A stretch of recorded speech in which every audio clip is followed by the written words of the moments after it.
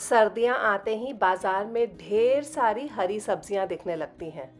बहुत सारी वैरायटी हरी सब्जियों की इस टाइम पे शुरू हो जाती है और इन सब्जियों का टेस्ट अलग ही होता है इस टाइम पे। मतलब सर्दियों में मिलने वाली मेथी भी बहुत अच्छी लगती है टेस्ट में। इट्स वेरी डिफरेंट दैन जो हमें समर्स में मिलती है। लेकिन इन हरी सब्जियों से रिलेटेड बहुत सारी ऐसी टिप्स होती हैं किचन में जो बहुतों को पता नहीं होती। लेकिन अगर एक बार आपको पता चल जाए और आप इन टिप्स को फॉलो करें तो आप किचन में अपना काम बहुत आसान तरीके से कर सकते हैं और एन्जॉयबल एक्सपीरियंस एक मिलता है किचन में काम करने का। सो हेलो गाइस, नमस्ते and welcome back to nurturing homes. आज भी मैं आप सबके लिए बहुत सारी ऐसी किचन की टिप्स लेके आई हूँ जो कि आपके बहुत काम आने वाली हैं। I hope you will like this video and enjoy it till the end, क्योंकि इस वीडियो के एंड में मैं एक बहुत ही अच्छी विंटर स्पेशल रेसिपी भी एक आपके साथ शेयर करने वाली हूँ। So let's begin with this video. सबसे पहले बात करते हैं पुदीने की। ये बहुत काम आता है, काफ़ी मेडिसिनल प्रॉपर्टीज़ भी होती हैं इसके अंदर, लेकिन ये बहुत जल्दी ख़राब हो जाता है अगर आप इसे ठीक तरीके से स्टोर ना करें तो इसको स्टोर करने का एक बहुत ही ज़्यादा आसान तरीका है जो मैं आपको बताती हूँ। आपको लेना है इस तरीके का एक बड़ा सा बर्तन। मैं यहाँ पे लोटा ले रही हूँ, आप कोई बड़ी सी शीशी भी ले सकते हैं और इसको भर दीजिए पानी से इस तरीके से। इसके अंदर आपको डालना है ये पुदीने का बंच जिसको मैंने नीचे से खोल दिया है। इसमें अगर कोई खराब पत्तियां हैं तो उसको हटा दीजिए, क्योंकि वो कहते हैं ना, एक खराब पत्ती बाकी सभी बंच को खराब कर सकती है। तो अब ये जो बुके हमारा बन चुका है, ये जो पुदीने के पत्तों का जो बंच और बुके हमारा रेडी हो गया है, इसको आप कवर कर दीजिए एक पॉलीथीन की पन्नी से। नीचे से आपको इस पन्नी को बांधना नहीं है, इसी तरीके से खुला रखना है ताकि नीचे से हवा लगती रहे। और बस इतना ही करना था आपको। अब एज इट इज़ ये पूरा बुके उठा के, मतलब कि ये पूरा लोटा विद द मिंट लीव्स, आप फ्रिज में एज इट इज़ स्टोर करेंगे पॉलीथिन पन्नी के साथ। और आप देखेंगे कि 15 से 20 दिन तक भी मिंट आपका ख़राब नहीं होगा। हाँ, बीच में अगर आपको कोई पत्तियां लगे कि ख़राब हो रही हैं तो आप उन्हें हटा दीजिएगा, लेकिन अदरवाइज 15 से 20 दिन तक भी पुदीना आपका ख़राब नहीं होगा। लंबे समय तक स्टोर आप इसे अब कर सकते हैं।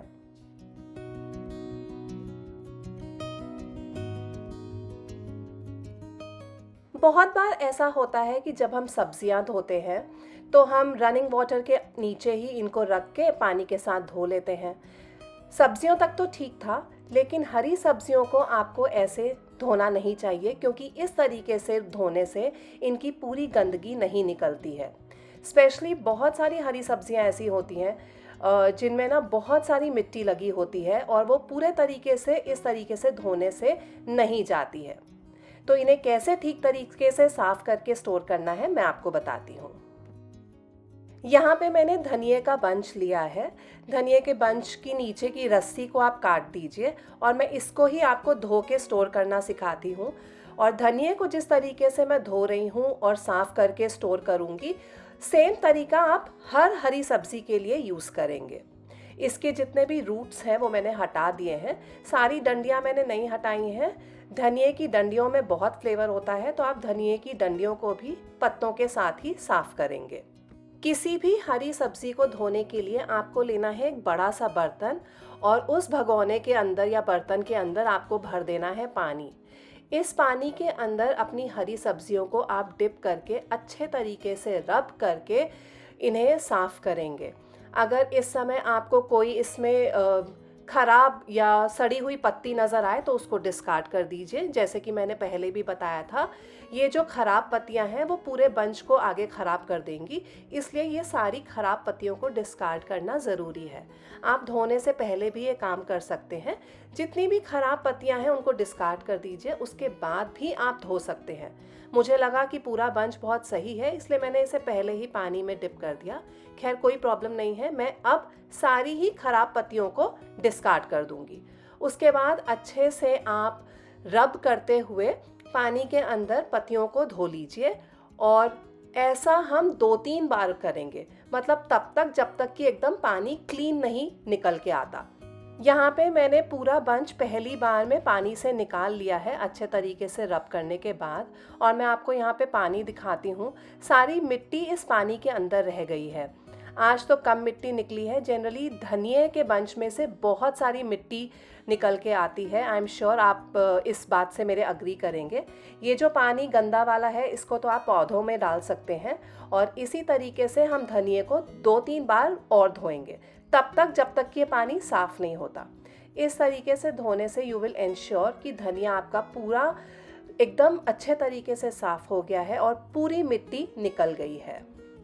उसके बाद धुले हुए धनिए को आप एक किचन टॉवल के ऊपर स्प्रेड कर दीजिए, क्योंकि हमें पूरे तरीके से इसे सुखाना है। किसी भी तरीके का पानी या मॉइस्चर सब्जियों के लिए ख़राब होता है, खास करके हरी सब्जियों के लिए। हरी सब्जियां बहुत जल्दी ख़राब हो जाती हैं अगर हम इन्हें गीला ही स्टोर करेंगे तो। अगर जल्दी है तो आप कपड़े से ही इसे अच्छे तरीके से पोंछ लीजिए कि पानी की एक भी बूंद पत्तियों पे ना रहे, और उसके बाद हम इन्हें स्टोर करेंगे। अब इसे स्टोर करने के लिए आप कोई भी डब्बा ले सकते हैं। जितनी भी क्वांटिटी है आपकी हरी सब्ज़ी की उस हिसाब से डब्बा लीजिए, और डब्बे के अंदर रखिए एक कपड़ा, एक मोटा कपड़ा बहुत अच्छा रहेगा। यहाँ पे मेरा पतला कपड़ा था इसलिए मैं डबल करके यूज़ कर रही हूँ। कपड़ा इतना बड़ा होना चाहिए कि पूरी सब्ज़ी को अच्छे तरीके से रैप कर ले। अब इसके अंदर बिल्कुल सूखी हुई सब्ज़ी को आप डालेंगे और कपड़े को अच्छे तरीके से रैप करके बंद करेंगे डब्बे को, और तब स्टोर करेंगे। कपड़े की वजह से होगा ये कि जो भी मॉइस्चर आएगा वो कपड़ा एब्जॉर्ब कर लेगा, और आपकी जो भी हरी सब्ज़ी आप इस तरीके से स्टोर कर रहे हैं वो 15 दिन तक भी ख़राब नहीं होगी। एक बार इस हैक को आप ट्राई करके देखिएगा, आपको खुद ही नज़र आ जाएगा कि मैं क्या कहना चाहती हूँ।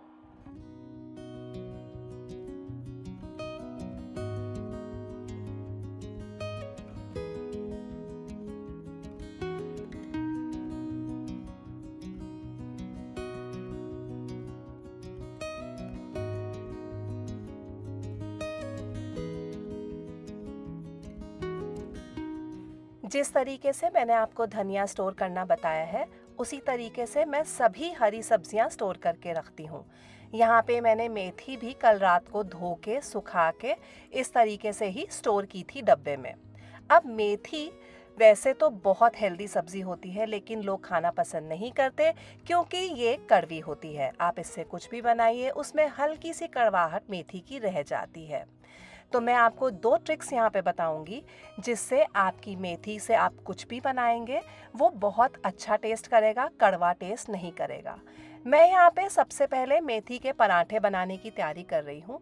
तो मेथी के पराठे या मेथी के थेपले बनाने के लिए आप कोई भी रेसिपी फॉलो करें उससे फ़र्क नहीं पड़ता, बट आपको एक चीज़ का ज़रूर ध्यान रखना है कि जब आप मसाले डालें तो उसमें एक पर्टिकुलर मसाला है जो कि आप मिस नहीं कर सकते, और वो है आमचूर पाउडर। हाँ, आमचूर पाउडर आपको ज़रूर डालना है जब आप मेथी से कोई भी आटा गूंदें, चाहे वो थेपले के लिए हो, चाहे वो पराठे के लिए हो, या फिर पूड़ी के लिए ही आप आटा क्यों ना बना रहे हों। और सिर्फ इतना ही नहीं, आपको आमचूर डबल क्वांटिटी में यूज़ करना है। मतलब अगर आप रेगुलर रेसिपी में 1 टीस्पून यूज़ करते हैं तो जब आप अमचूर मेथी के साथ यूज़ करेंगे तो आपको 2 टीस्पून यूज़ करना है। मतलब डबल क्वांटिटी में अमचूर यूज़ करना आपको भूलना नहीं है। जो अमचूर होता है वो मेथी की कड़वाहट को कट डाउन कर देता है। वो कहते हैं ना, लोहा ही लोहे को मारता है। यहाँ पे अमचूर भी वही काम कर रहा है, वो मेथी की कड़वाहट को कम कर रहा है। अब आप कोई भी आटा गूंदिए, उससे रोटी, पराठे, थेपले, पूड़ी कुछ भी बनाइए, मेथी आपको कड़वी नहीं लगने वाली है। आप ये हैक ट्राई करके देखिए, अपने घर वालों को ये चीज़ें बना के खिलाइए। सर्दियों का टाइम है, ये सब खाना तो बनता है। आई एम श्योर आपके घर में अब कोई नाक मुंह नहीं सिकोड़ेगा अब कुछ भी मेथी से रिलेटेड खाने के लिए। और सच बताऊं तो गरम गरम पराठों का मज़ा सर्दियों में अलग ही होता है। उसमें भी अगर आप इस तरीके के हेल्दी पराठे खाएंगे, क्योंकि ट्रस्ट मी, मेथी बहुत ज़्यादा हेल्दी एक वेजिटेबल है जिसको खाना किसी को भी स्किप नहीं करना चाहिए। तो इन सर्दियाँ इस गरम गरम मेथी के पराठे को या थेपले को या पूड़ी को या रोटियों को ज़रूर ट्राई कीजिए। आपके घर में सबको बहुत ये पसंद आने वाला है, क्योंकि किसी को भी अब मेथी कड़वी नहीं लगेगी। Do try this hack.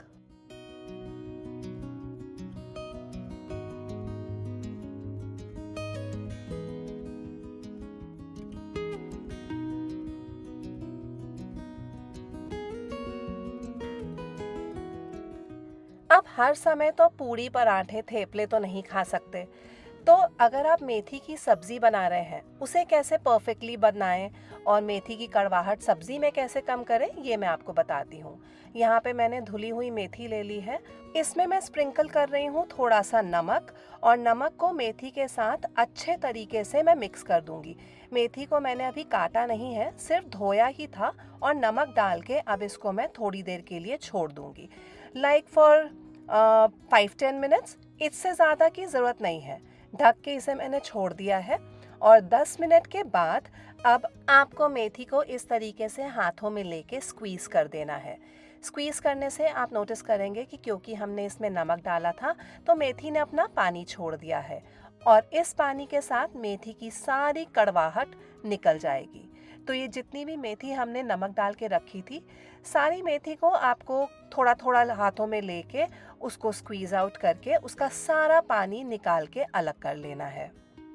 एक बार जब आप मेथी का ये सारा पानी निकाल के अलग कर लें, तो ये पानी आपको कंज्यूम करने की ज़रूरत नहीं है। ये कड़वा पानी अब आप डिस्कार्ड कर सकते हैं। और रही बात इस मेथी की, तो इसको ले लीजिए एक छन्नी में, क्योंकि हम इसको एक बार और धोएंगे टू बी डबल श्योर कि इसकी सारी कड़वाहट निकल चुकी है। मेथी को धो लेने के बाद अब आप जैसे सब्जी बनाते हैं वैसे इसके साथ सब्जी बनाइए। सब्जी बहुत ही टेस्टी बनेगी, बहुत अच्छी बनेगी, बिल्कुल भी कड़वी नहीं बनेगी, इसकी गारंटी मैं लेती हूँ। एक बार ये हैक आप ट्राई करके देखिए।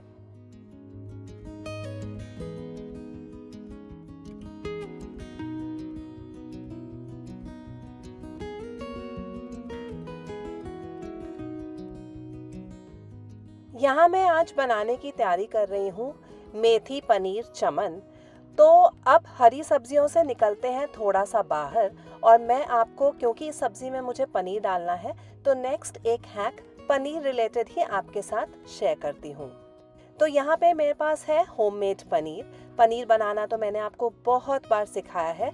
सिर्फ पनीर घर पे बनाना ही नहीं, मैंने पनीर रिलेटेड बहुत सारे हैक्स अपने चैनल पे आप सबके साथ शेयर किए हुए हैं। आपने आई एम श्योर ज़रूर देखे होंगे। आज I am not getting into the details of making paneer. आज मैं आपको कुछ और बताने वाली हूँ। बहुत सारी डिशेस में ऐसा होता है कि पनीर को हमें फ्राई करके लेना होता है। ऐसे में अगर हमने पानी में डाल के पनीर को फ्रिज में स्टोर किया हुआ है और तुरंत उस पनीर को हम फ्राई करने के लिए पैन में डालेंगे, तो वो थोड़ा सा स्प्लटर होगा। तो हमेशा ध्यान रखिए कि आपको पनीर को पहले ड्राई करना है बिफोर यू डीप फ्राई या शैलो फ्राई द पनीर। मैंने टॉवल के ऊपर रख के पनीर का सारा पानी, एक्स्ट्रा मॉइस्चर पोंछ के निकाल लिया था। उसके बाद अब मैं इसे पीसेस में कट करके, जैसे आपको फ्राई करना है, डीप फ्राई या शैलो फ्राई आप कर सकते हैं। मैं वैसे कभी भी डीप फ्राई करना पसंद नहीं करती, मैं जनरली शैलो फ्राई ही करती हूँ। अब कई बार होता क्या है, जब भी हम फ्राई करते हैं पनीर को, तो अक्सर या तो वो हार्ड हो जाता है या फिर च्यूई हो जाता है, जिसकी वजह से कई लोग उसे खाना पसंद नहीं करते। तो इसका मैं आपको हैक बताती हूँ कि फ्राई करने के बाद भी आपका पनीर सॉफ्ट का सॉफ्ट ही बना रहेगा। आपको लेना है गुनगुना पानी, बहुत ज़्यादा गर्म नहीं, गुनगुना मतलब इतना गर्म कि आप उसमें अपनी उंगली आराम से डाल पाएँ। गुनगुने पानी के अंदर आपको डालना है थोड़ा सा नमक। उसके बाद भले ही आपने डीप फ्राई या शैलो फ्राई कुछ भी किया हो पनीर को, उसे आपको निकालना है इस नमक वाले पानी के अंदर, और इस पानी के अंदर ही आपको उसे छोड़ देना है फॉर लाइक 10 मिनट्स और सो। बस इतना ही करने से आपका फ्राई किया हुआ पनीर कभी भी च्यूई नहीं होगा, हार्ड नहीं होगा, सॉफ्ट का सॉफ्ट ही बना रहेगा। इनफैक्ट जब आप फ्रोज़न पनीर यूज़ करते हैं, स्पेशली अगर आप अब्रॉड रहते हैं, इंडिया से बाहर रहते हैं, तो फ्रोज़न पनीर यूज़ करना बहुत ही कॉमन चीज़ है। तो फ्रोज़न पनीर के साथ भी आप यही हैक आज़मा सकते हैं। फ्रोज़न पनीर को थॉ करने के बाद उसे गुनगुने नमक वाले पानी में डाल के रखिए, वो सॉफ्ट का सॉफ्ट हो जाएगा।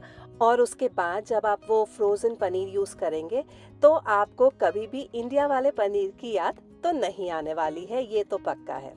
फ़िलहाल यहाँ पे मेरा मेथी पनीर चमन की हो रही है तैयारी, और ये जो मेरा सॉफ्ट वाला पनीर था और जो मेथी थी जो कि अब बिल्कुल भी कड़वी नहीं रही है, इन सब को मिला के एक बहुत ही प्यारी सी विंटर स्पेशल रेसिपी बन गई है। और विंटर्स में कुछ अलग खाना तो बनता है। आई मीन मेथी मटर मलाई या फिर मेथी पनीर चमन, ये सब डेलिकेसीज विंटर्स में ही एंजॉय करने में मज़ा है, क्योंकि ये वाली जो मेथी होती है जो विंटर्स में मिलती है, इसका स्वाद बहुत डिफरेंट सा होता है। समर्स में इन डिशेस का मज़ा नहीं है, तो इन विंटर्स इन सब हैक्स को ट्राई कीजिए और सर्दियों वाले खाने का भी मज़ा लीजिए।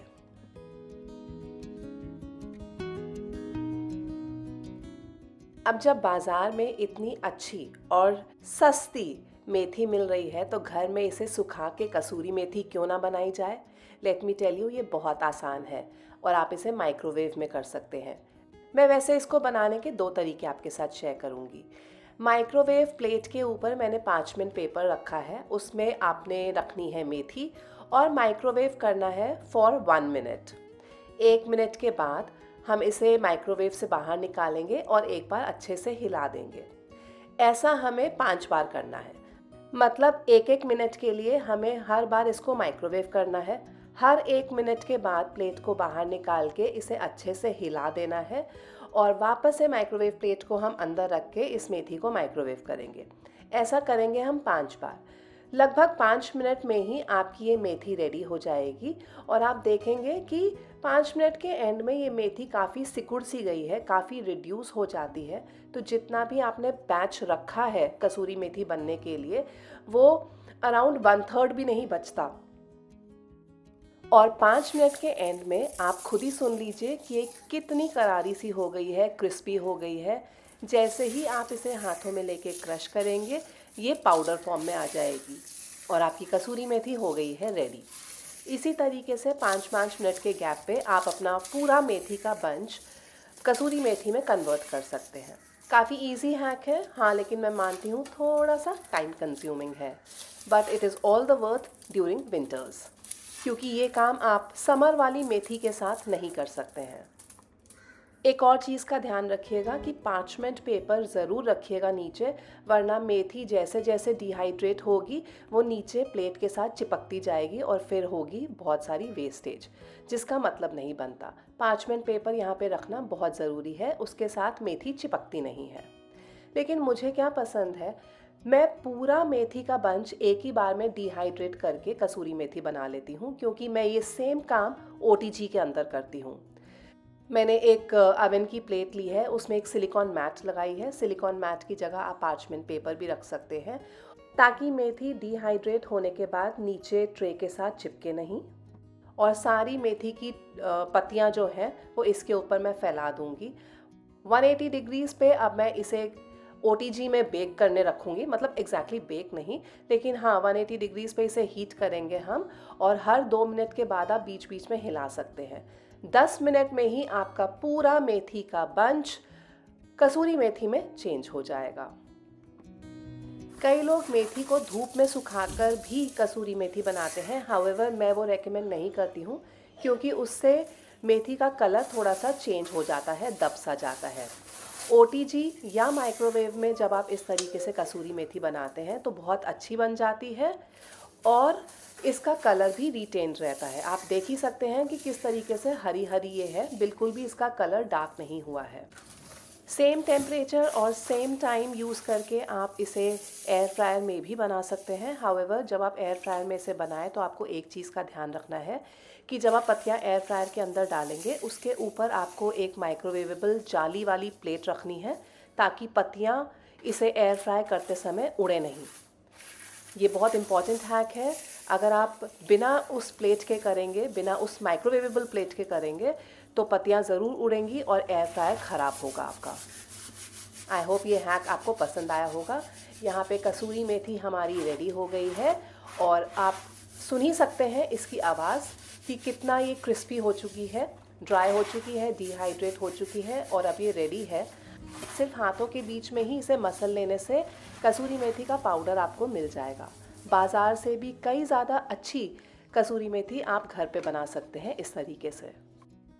आप इस तरीके से एक बहुत बड़ा सा बैच बना के एयर टाइट कंटेनर में स्टोर कर सकते हैं। साल भर के लिए भी कसूरी मेथी ख़राब नहीं होगी।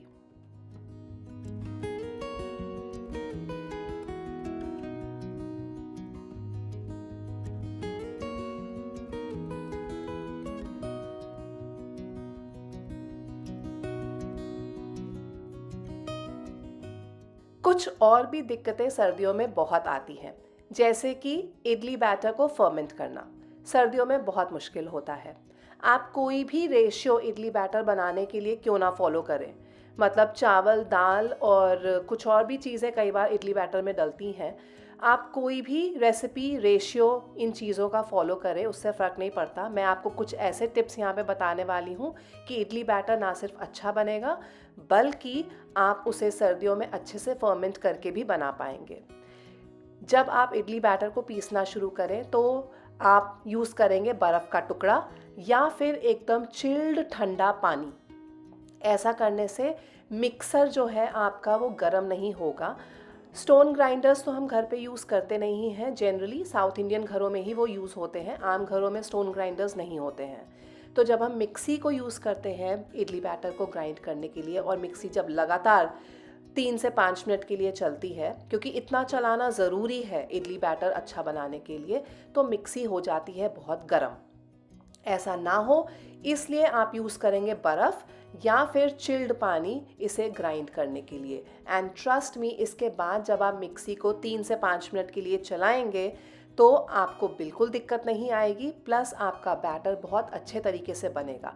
इतना अच्छे तरीके से बैटर पिसना चाहिए कि जब आप बैटर में हाथ डाल के इस तरीके से फील करेंगे तो आपको कोई भी दाना चीज़ का फील नहीं होना चाहिए। चावल या दाल जो भी आप पीस रहे हैं उसका दाना आपको हाथों में नहीं फील होना चाहिए। ये बहुत ज़रूरी है, इसको एक बार आप ट्राई करके देखिएगा।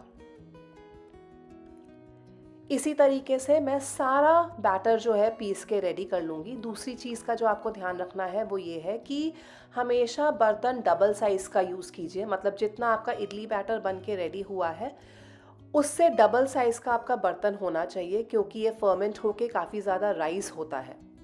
तो सर्दियों में तो थोड़ा कम राइस होता है, गर्मियों में इतना ज़्यादा राइस हो जाता है कि ये ओवरफ्लो होता है। ओवरफ्लोइंग की प्रॉब्लम ना हो इसलिए हमेशा बर्तन को सिर्फ आधा ही भरिए। मतलब उस हिसाब से बर्तन यूज़ कीजिए कि आपका आधे से ज़्यादा ना भरे। और जब आप इसे रखेंगे फर्मेंट होने के लिए तो आप सिर्फ इसे पीस के अच्छे तरीके से हाथों से हिला के तब रखेंगे। इसमें नमक इस समय नहीं मिलाएंगे। हाथों की गर्माहट से ये ज़्यादा अच्छा फर्मेंट होता है। हाउएवर मुझे थोड़ा मेसी होना पसंद नहीं है, इसलिए मैं इसे स्पैचुला से ही मिक्स करना पसंद करती हूँ। लेकिन जो दूसरी ज़रूरी बात यहाँ पे है कि नमक आप नहीं मिलाएंगे। नमक आप सिर्फ तब मिलाएंगे when you are ready to make idli या डोसा। अब इसको आप ढक के रख दीजिए फर्मेंट होने के लिए। गर्मियों में अराउंड 8 से 10 घंटे में फर्मेंट हो जाता है, लेकिन सर्दियों में 12 से 13 घंटे भी लग जाते हैं। और कई बार इतनी ठंडी जगह होती है कि बैटर 12 घंटे के बाद भी अच्छे से फर्मेंट नहीं होता है। तो इन दैट केस आपको इस बैटर को किसी मोटे कंबल में लपेट के तब फर्मेंट होने के लिए छोड़ना है।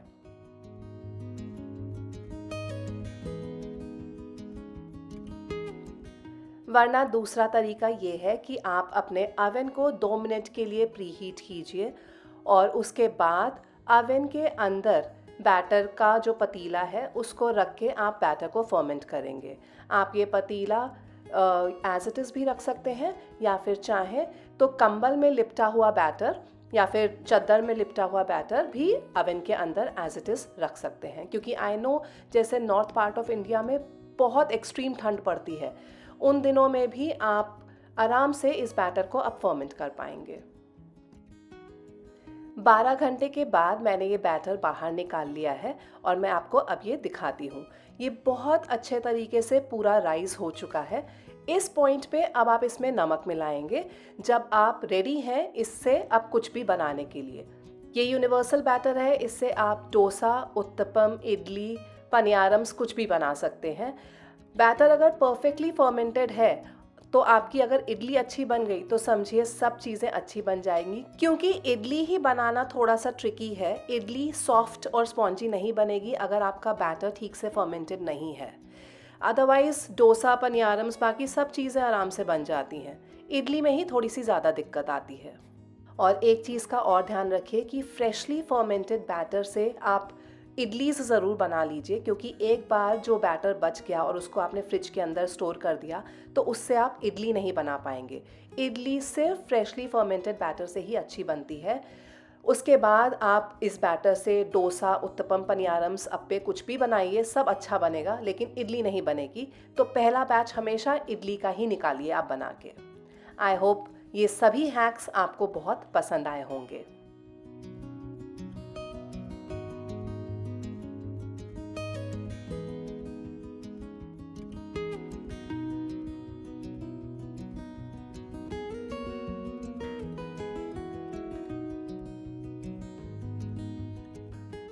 सर्दियों में मार्केट एकदम भरी रहती है इम्यूनिटी बूस्टिंग फूड के साथ, जिसमें से सबसे इम्पॉर्टेंट चीज़ है आंवला। तो as promised at the beginning of this video, मैं आपके साथ आंवले और मिर्ची का अचार शेयर करने वाली हूँ। ट्रस्ट मी, आंवले से बेटर और कुछ भी नहीं है आपकी इम्यूनिटी इंक्रीज़ करने के लिए। ये एंटीऑक्सीडेंट से भरा हुआ है। 20 संतरों का विटामिन सी एक तरफ और एक छोटे से आंवले का विटामिन सी एक तरफ। ट्रस्ट मी, पावर बैंक है ये विटामिन सी का, और आपकी बेटर गट के लिए, आपकी ओवरऑल हेल्थ के लिए इससे अच्छा और कुछ भी नहीं है। तो सर्दियों में इसका फ़ायदा ज़रूर उठाइए। यहाँ पे सबसे पहले मैं तैयारी कर रही हूँ आंवले को स्टीम करने की। तो यहाँ पे मैंने स्टीमर में पानी गर्म होने के लिए चढ़ा दिया है। जैसे ही पानी अच्छे से उबल जाएगा तो इसमें हम आंवले को स्टीम होने के लिए रख देंगे। 10 मिनट लगेंगे इसे स्टीम होने में। और दूसरी तरफ मैं दूसरे गैस में कुछ मसाले रोस्ट करके लूँगी अचार के लिए। ये सभी मसालों का डिस्क्रिप्शन आपको आपकी स्क्रीन पे मिल जाएगा। अचार बनाने के लिए ध्यान रखिए कि आपको मेजरमेंट्स एकदम एक्यूरेटली फॉलो करने हैं, और मैंने यहाँ पे स्पून मेजरमेंट्स ही दिए हैं ताकि सबको आसानी रहे, क्योंकि सबके पास घर पे मेजरिंग स्केल नहीं होता है। तो ये सभी मसाले जो है मैंने यहाँ पे पैन में एकदम लो फ्लेम पे इसे हमें ड्राई रोस्ट करना है। बहुत देर के लिए नहीं करना है, सिर्फ इतना कि इनका मॉइस्चर ख़त्म हो जाए, क्योंकि अचार में किसी भी तरीके का मॉइस्चर अचार को ख़राब कर देता है। और भले ही ये अचार हम इंस्टेंट तरीके से बना रहे हैं, लेकिन फिर भी हम इसमें कुछ ऐसी चीज़ें डालेंगे कि ये आपका लंबा चलेगा, बिल्कुल भी ख़राब नहीं होगा। 6-7 महीने तक तो आप इसे आराम से बाहर रख सकते हैं। उसके बाद अगर फ्रिज में रखेंगे तो साल भर तक भी ख़राब नहीं होगा। चीज़ें जब ड्राई रोस्ट हो जाएंगी तो इन्हें मैं डायरेक्टली मिक्सर ग्राइंडर जार में निकाल लूँगी, और साथ में डाल रही हूँ यहाँ पे कुछ मसाले, जैसे कि हल्दी पाउडर, काला नमक, रेगुलर सफ़ेद नमक, काश्मीरी लाल मिर्च का पाउडर, और आप चाहें तो तीखापन लाने के लिए लाल मिर्च का पाउडर भी डाल सकते हैं। इन सभी चीज़ों को एक साथ हम दरदरा मिक्सी में ही ग्राइंड कर लेंगे। दरदरा ही रखिएगा ताकि अचार का टेस्ट अच्छा है। बिल्कुल फाइन पाउडर मत कर दीजिएगा इसका।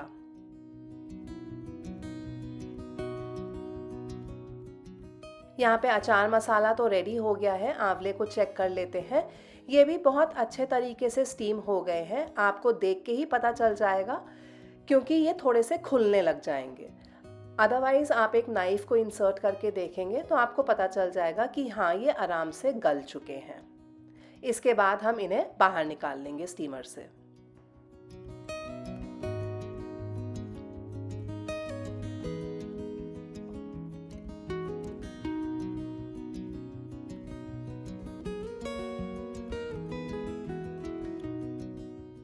अब क्योंकि ये आंवले और मिर्च का अचार है तो मैं यहाँ पे मिर्च भी डालूंगी। मिर्च को मैंने अच्छे तरीके से धो के सुखा लिया है और इसकी डंडियाँ मैंने काट दी हैं। उसके बाद आप इसे काट लीजिए। मैं यहाँ पे 1-1 इंच के टुकड़े कर रही हूँ। आप अपने हिसाब से मिर्ची का साइज़ रख सकते हैं, यहाँ तक कि उसे स्लिट करके भी ले सकते हैं, ये आपके ऊपर है। और आपको कितनी तीखी वाली हरी मिर्चें चाहिए ये भी आप ही डिसाइड कर सकते हैं। कम तीखी चाहिए तो वो लाइट वाली मिर्ची लीजिएगा, अगर ज़्यादा तीखी चाहिए तो डार्क ग्रीन वाली आप मिर्ची ले लीजिएगा। मैंने तो यहाँ पे तीखी वाली ही मिर्ची ली है।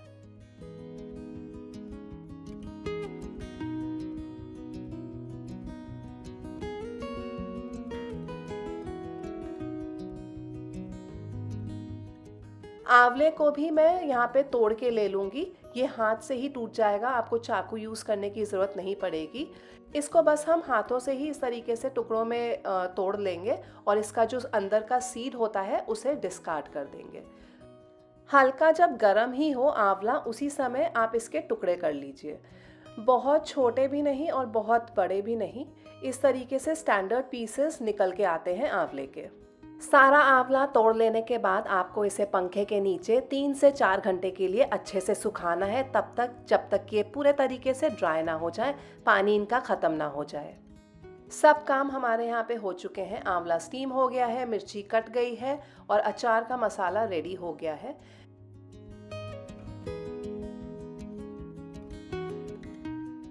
यहाँ पे अब मैं सरसों का तेल थोड़ा सा हीट अप करूँगी, उतने पॉइंट तक कि इसमें से धुआं निकलने लगे। अचार सरसों के तेल में ही अच्छा बनता है। उसके बाद गैस बंद करके मैं इसको हल्का सा ठंडा होने दूंगी।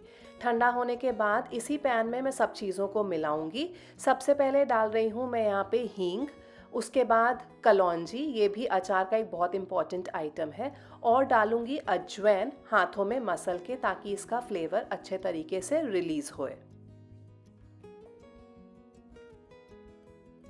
ये मसाला जो पीस के रखा था वो भी अब इसी पॉइंट पे मैं डाल दूंगी और सभी चीज़ों को अच्छे से मिक्स कर दूंगी। You know what I feel is cooking से भी ज़्यादा आसान होता है अचार बनाना, क्योंकि सेट प्रोसेस है और नाप एकदम फिक्स्ड है। तो बस हर प्रोसेस आप हर स्टेप फॉलो करते जाइए एग्जैक्ट माप के साथ चीज़ों का, और आपका अचार कभी गलत नहीं बनेगा। अब आंवला और मिर्ची भी मैंने इसी के अंदर डाल दी है, इसे अच्छे से मिक्स कर दीजिए।